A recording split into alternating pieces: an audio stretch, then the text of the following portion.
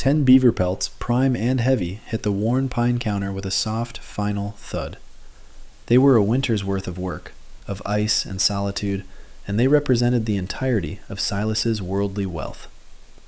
The man who'd put them there was tall and weathered, with eyes the color of a faded sky that had seen too much dust and not enough rain.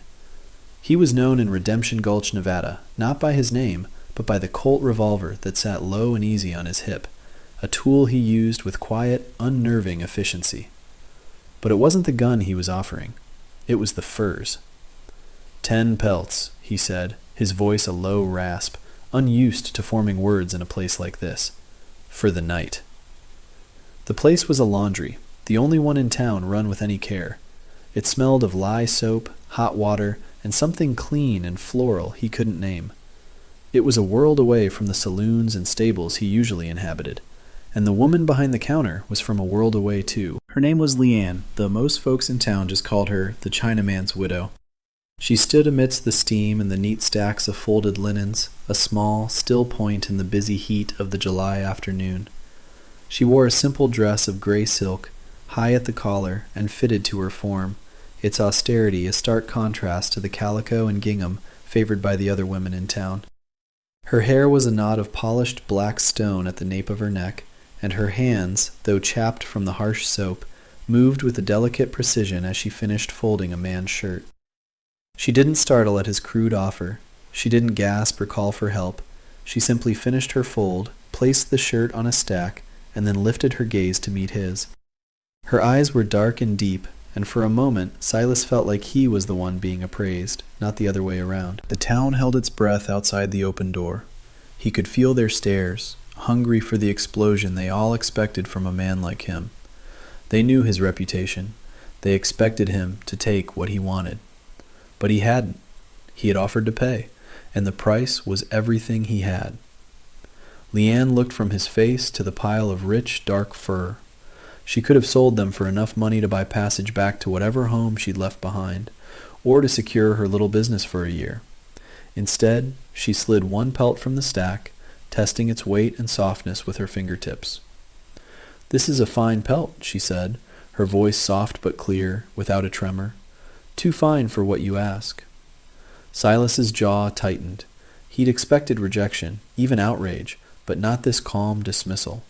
It was as if he were a customer haggling over the price of starching a collar. "It's what I have," he stated, the words clipped. She pushed the single pelt back toward him. "Your price is too high, and my price is not this." She paused, her gaze unwavering. "But you look like a man who has not had a proper meal in a long time. I will cook for you. One hot meal. The price is 1 pelt." The air in the room shifted. Silas stared at her, utterly confounded. Outside, the whispers would be starting, the story twisting into something unrecognizable. The gunslinger and the Chinese widow.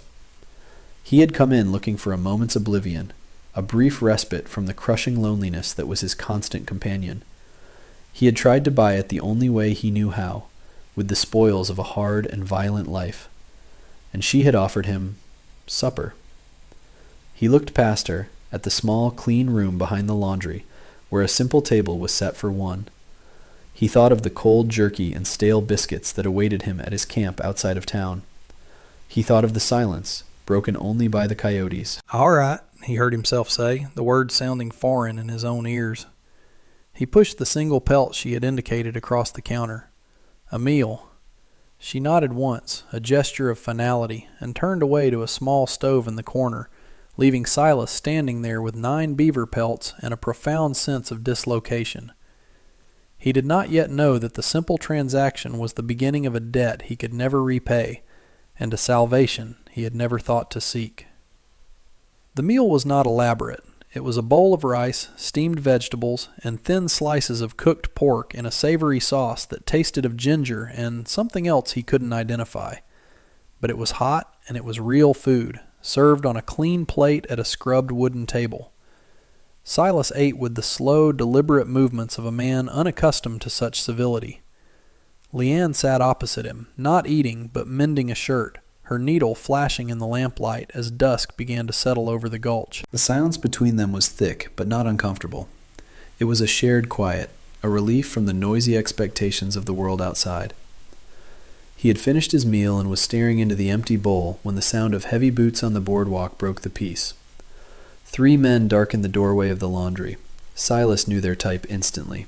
They were loud, overconfident, and moved with the clumsy aggression of men who drew their courage from a bottle and each other's company. Their leader was a burly man named Jeb, who worked odd jobs for the town's most powerful man, Mr. Sterling, the owner of the bank, the general store, and the saloon. "Well, well," Jeb drawled, his eyes fixing on Leanne with a greasy smile. "Look what we got here. Seems our little China doll has found herself a protector." His friends snickered behind him. Silas didn't move, but a familiar coldness settled in his gut. His hand twitched, wanting to rest on the worn handle of his Colt. He kept it on the table. Leanne rose slowly, her face a calm, impassive mask. "The laundry is closed for the day, Jeb," she said. "Is it now?" Jeb took a step inside, his boots scraping on the clean floor. "I heard you was offering special services. Thought I might put in a bid myself. I ain't got no beaver pelts, but I got a silver dollar says I'm better company than this drifter." The insult was aimed at Silas, but the threat was for her. It was a public display of power, a reminder of her place in this town. She was vulnerable, an outsider, and they were here to make sure she never forgot it. "You should go," Silas said, his voice low and flat. It was not a request. Jeb's eyes swung to him, a flicker of uncertainty warring with his bravado. He knew who Silas was. Everyone did. But there were 3 of them, and Silas was sitting at a table, looking for all the world like a man who'd been tamed. "This ain't your business, gunslinger," Jeb sneered, gaining confidence. He took another step, reaching a hand out as if to touch a stack of folded laundry. "Mr. Sterling's been saying this part of town's getting a little crowded. Maybe it's time for some folks to move on." That was it. This wasn't just drunken foolishness. This was a message, delivered on behalf of the man who owned the town. Silas began to rise, the scraping of his chair a harsh sound in the tense room. He knew what would happen next. It would be loud, messy, and it would end with blood on the clean floor. It would confirm everything everyone in town already believed about him. He was a creature of violence, and violence was all he had to offer. But before he was fully on his feet, Leanne spoke again. Her voice cut through the tension, not with fear, but with the crisp authority of a banker calling in a loan. "Jebediah," she said, and the use of his full name made the big man flinch. "You still owe my husband's estate for the repair of your wagon wheel last spring. $2.50. She turned her gaze to the second man. "And Walter, your wife's last 3 laundry payments are overdue. She paid me a visit just yesterday, worried you'd drunk the money away again." She looked at the third man, who was already starting to look pale. "And you, Timothy, your mother would be very ashamed to see you here. I have her Sunday dress ready for collection. It would be a pity if something were to happen to it." The 3 men stared at her, their drunken bravado evaporating like spilled whiskey on a hot stone. She hadn't threatened them with a gun or a protector.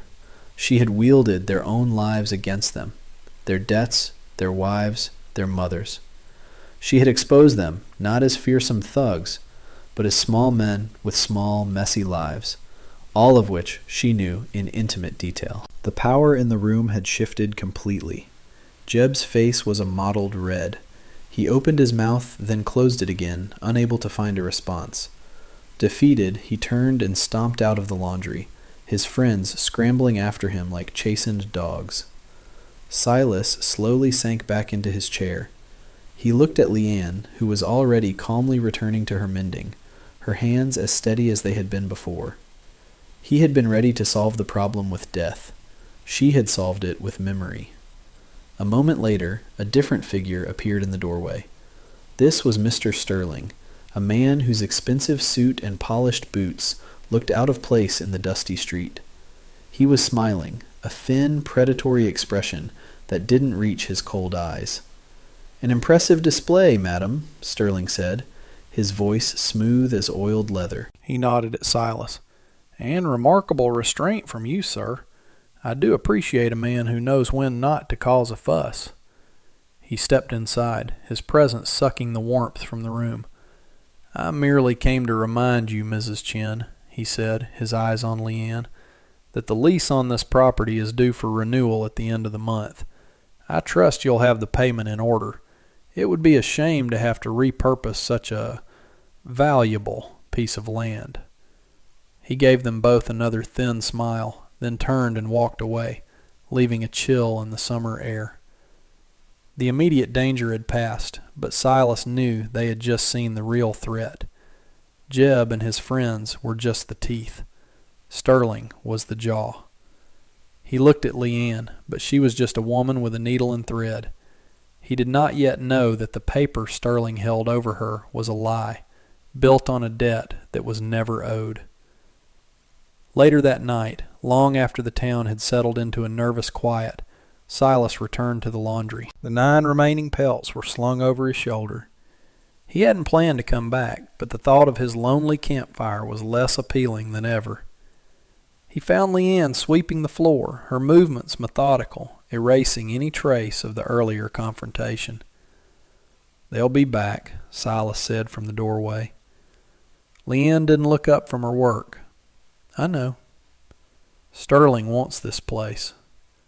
"I know that too." She finally stopped sweeping and looked at him. "Why did you come back?" Silas shifted the weight of the furs on his shoulder. He felt awkward, out of place. He wasn't a man who explained himself. His actions were his language. But tonight, that language felt inadequate. "The meal," he said, the words sounding rough. "It was good." He paused, searching for more words. "I made that offer earlier. The one with the pelts. It wasn't right. Men like me, we get accustomed to the silence. Sometimes it gets so loud you'll do anything to make it stop for a night." He looked down at his hands, calloused and scarred. "I figured you for someone who might understand the silence." A flicker of something unreadable passed through Leanne's eyes. She leaned the broom against the wall and gestured for him to come into the back room. She lit another lamp, chasing the shadows into the corners. The small room felt like a sanctuary. "My husband, Way," she began, her voice soft. "He was a scholar, a poet. He saw beauty in the arrangement of words on a page. He was not a man for this country. He did not understand the hunger in men like Sterling." She walked to a small locked chest in the corner and opened it. From inside she removed a thick, leather-bound ledger. She laid it on the table between them. "Way was also a meticulous man," she said, opening the book. The pages were filled with columns of elegant, flowing characters, a script Silas couldn't read, but interspersed were names he recognized: Jeb, Walter, Sterling, and columns of numbers. He kept a record of every transaction, not just the laundry, but loans he made, supplies he sold on credit. He was a fair man, too fair. Her finger traced a line next to Sterling's name. "Mr. Sterling did not lease this land to my husband. My husband bought it. He paid in full with money he brought from our home.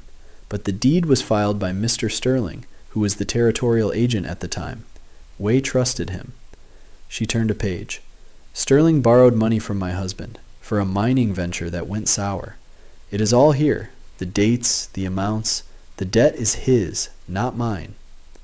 "Then show this to the marshal," Silas said, leaning forward, the raw injustice of it stirring something in him. Leanne shook her head, a sad, weary gesture. "The marshal is Sterling's friend. He eats at Sterling's table. He would see only a book of strange markings written by a dead Chinaman." She looked at Silas, her composure finally cracking, revealing the deep well of fear and exhaustion beneath. "Way died 6 months ago. An accident in one of Sterling's mines. A support beam collapsed. They said he was prospecting." "He was a scholar," Silas said, the pieces clicking into place. "Not a prospector." "He went to the mine to demand repayment from Sterling," she whispered. "He took this ledger with him to prove the debt. He never came back. They returned the ledger to me, saying it was all they found. They did not know what it contained." The physical object on the table was no longer just a book. It was a testament, a weapon, and the only thing standing between Leanne and ruin. It was the reason her husband was dead, and it was the reason Sterling would not stop until he had it, or her, gone. The smell of smoke reached them first, acrid and sharp. Then a faint orange glow flickered against the window. Silas was on his feet in an instant, his hand finally going to his Colt. He moved to the front of the laundry, peering through the glass. At the back of the building, near the woodpile, flames were licking up the dry, clabbered wall. "They're trying to burn you out," he said, his voice grim. Panic flared in Leanne's eyes, but it was quickly replaced by a fierce resolve. She didn't run for the door. She ran back to the table. "The ledger," she said, her voice tight with desperation. The fire was catching fast, the dry wood of the old building crackling hungrily. Smoke was already beginning to seep under the door from the main room. They had moments. Silas looked from Leanne, clutching the heavy book to her chest, to the pile of furs he'd dropped by the door. His entire future, the freedom to ride away and start again somewhere else, was sitting in that pile. It was his past and his future, all tied up in 10 dead animals. He could grab them and be out the door in seconds. He owed this woman nothing more than a thank you for a hot meal. But as he looked at her, standing there with her husband's legacy in her arms, her face smudged with soot, but her eyes defiant, he knew he couldn't leave her. That old familiar silence he'd been running from would be 1,000 times louder if he did. "Give it to me," he ordered, his voice sharp with command. "Go out the front, get clear of the building. I'll be right behind you." She hesitated, unwilling to part with the book. "Go, now," he roared, and the authority in his voice finally made her move. She ran for the door, stumbling out into the night air. Silas grabbed the ledger. The smoke was thicker now, stinging his eyes. He could hear the roar of the flames from the back wall. He turned to follow her, but his eyes snagged on the pelts. With a curse, he lunged for them, managing to grab the leather thong that bound them together. He dragged the heavy bundle toward the door, but a section of the burning ceiling collapsed, showering sparks and flaming debris between him and the exit. He recoiled, the heat searing his face. He had a choice, and only a second to make it. The ledger or the furs, his old life or a chance at a new one. He let go of the leather thong. The pelts, a winter of brutal work, lay abandoned on the floor. Clutching the heavy ledger, he found another way out, a small storage room window at the side of the building. He kicked it open, threw the book out onto the dusty ground, and hauled himself through the opening, just as the main roof gave way with a deafening crash, sending a fountain of fire and embers into the night sky. He landed hard, coughing, his lungs burning. Leanne was there, her hands covering her mouth as she watched her home and her livelihood turn to ash. He pushed the ledger into her hands. Their eyes met over the book, the roar of the fire filling the space between them. He had lost everything he owned, but as he looked at her, safe, the book secure in her grasp, he felt a strange sense of peace. He had made the right choice. 6 months later, the smell of wood smoke in Redemption Gulch was different. It was the comforting scent of a cook stove, not the acrid stench of destruction. Where the old laundry had stood, a new one now rose, built of fresh-cut pine, its windows larger, letting in the pale winter sun. A small, sturdy room had been built onto the side. It was Silas's room. He no longer worked the trap lines. The fire had taken 8 of his 10 pelts. With the money from the 2 he'd managed to salvage, he had bought a sturdy freight wagon and 2 mules. He was no longer the town's nameless gunslinger. He was Silas, the freighter. He hauled supplies from the railhead in Carson City, bringing in goods for Leanne's laundry and for the few other shopkeepers not under Sterling's thumb. The work was honest, his hands now calloused from leather reins instead of a gun's handle. The ledger had changed everything. The day after the fire, Silas had ridden with Leanne to the territorial marshal's office, not in town, but the circuit marshal 50 miles north. With Silas standing as a witness, a man whose word, backed by his reputation, carried an undeniable weight, Leanne presented the book. The evidence was irrefutable. Sterling's carefully constructed empire of debt and intimidation crumbled. Faced with federal charges of fraud and a quiet investigation into Wei Chen's accident, he sold his holdings for pennies on the dollar and disappeared overnight.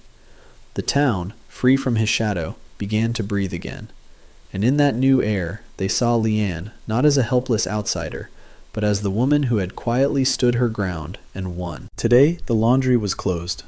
Silas stood before the small mirror in his room, fumbling with the collar of a clean shirt Leanne had made for him. He wasn't wearing his gun belt. It felt strange, like he was missing a part of himself. But the feeling was one of lightness, not vulnerability. He walked into the main room where Leanne was waiting. She was not wearing her customary gray silk. Today, she wore a simple dress the color of a spring sky, and her hair was down, falling in a dark wave over her shoulders. She held a small bundle of dried wildflowers. They walked together, side by side, down the main street of Redemption Gulch. People nodded to them, no longer with suspicion, but with a quiet respect. They walked into the small clapboard church at the end of the street, where the circuit preacher waited. The ceremony was short and simple. There were no guests, just the two of them and the preacher, whose words echoed in the empty building. When it was time, Silas took Leanne's hand. It felt small and strong in his. He thought of the first time he had walked into her laundry, a man hollowed out by loneliness, offering a fortune in furs for a moment of forgetfulness. He had been so sure of what he needed, and so utterly wrong. He had offered 10 pelts for one night. In return, she had given him a hot meal, a reason to stay, and a reason to be a better man than the one he had been. She had given him a home. As the preacher pronounced them man and wife, Silas knew, with a certainty that settled deep in his bones, that he had made the best trade of his life. A man could spend a lifetime chasing a fortune in the wild, only to find that the only thing of any real value was a quiet place to lay his head, beside someone who understood the silence. And that brings us to the end of this one. If you stayed with me all the way through, thank you. Stories like this one only get told because folks like you sit down and listen. If you liked what you heard, go ahead and hit that like button. And if you want more stories from the old frontier, subscribe so you don't miss the next one. Until then, take care of yourself, and thanks again for being here.